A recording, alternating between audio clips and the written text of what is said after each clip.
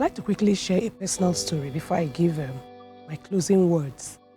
Some years ago, like 4-5 years ago, I discovered that I started falling ill frequently.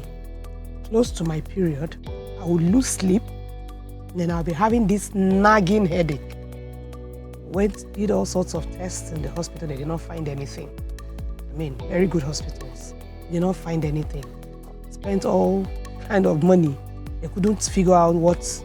In fact, at some point, they were giving me antidepressants, just to give me amitriptyline to control the headache. And the side effects that I had to deal with taking that drug was crazy. I'll just be floating when I'm walking, all my sensitivities were numbed and all of that. In fact, the side effects were worse than the headache, the migraine headaches they were trying to treat with it and all of that. And then a friend of mine recommended a doctor, a trained medical doctor that deals solely on herbals and supplements to manage certain cases. I think the guy relocated from the US to Nigeria, and I visited the place. It was not small money, but it was supplements that I was given. He said I was lacking in macro elements, magnesium and zinc and some. And by the time I got those supplements, all those symptoms stopped. So he said there was hormone imbalance, because that's why it was associated with my period. I would be wide awake like this through the night. Then headache, because I had been suffering from migraine before. So when I'm deprived of sleep, it triggers migraine for me. So I was suffering all round. It was a terrible experience. Once my period is coming like this, I'm scared. And I dealt with that for a long time before I was introduced to this man. So I'm trying to emphasize the need of supplements. We are not very loud on supplements in this part of the world because we feel, where is the money to eat? Sometimes they are not so expensive. A simple folic acid, a simple vitamin B complex, 100 of it is like 200, okay, 350 now.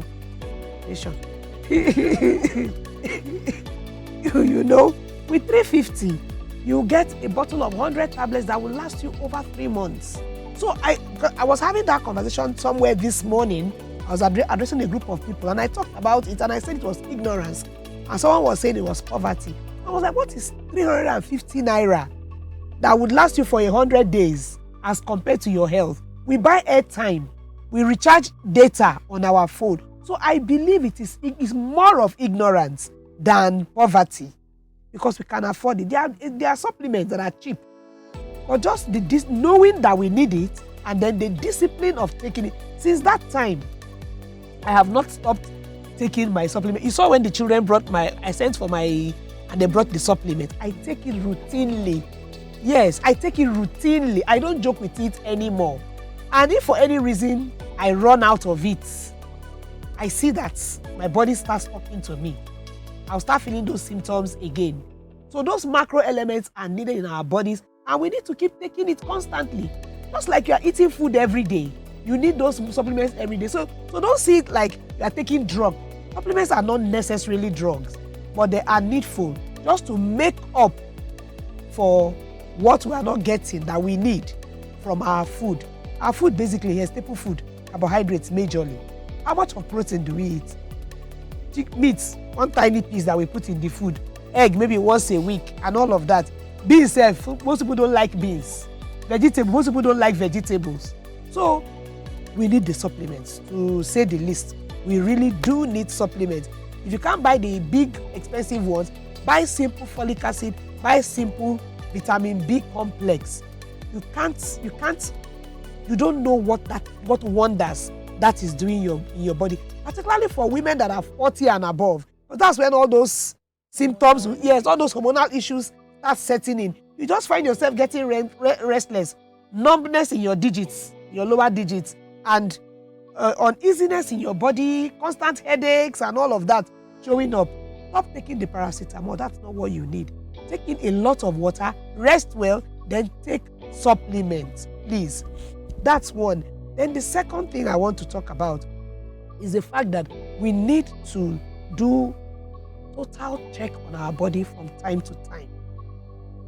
If we keep focusing so much on money, we will die and leave that small money that we have. Why? Because of ignorance. We need to check our bodies from time to time.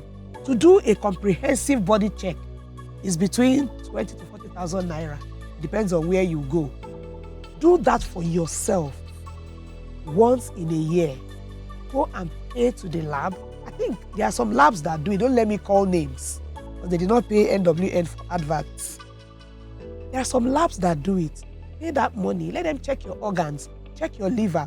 When I was in the university, now year one in the university, critical to your registration and clearance is to do overall check in the hospital, in the health center of the university. That is part of your registration, or else you will not have completed your clearance to be admitted as a student. It will shock you to know that it was during those tests that some people, I had a classmate of mine, it was during those tests that she discovered that she was diabetic.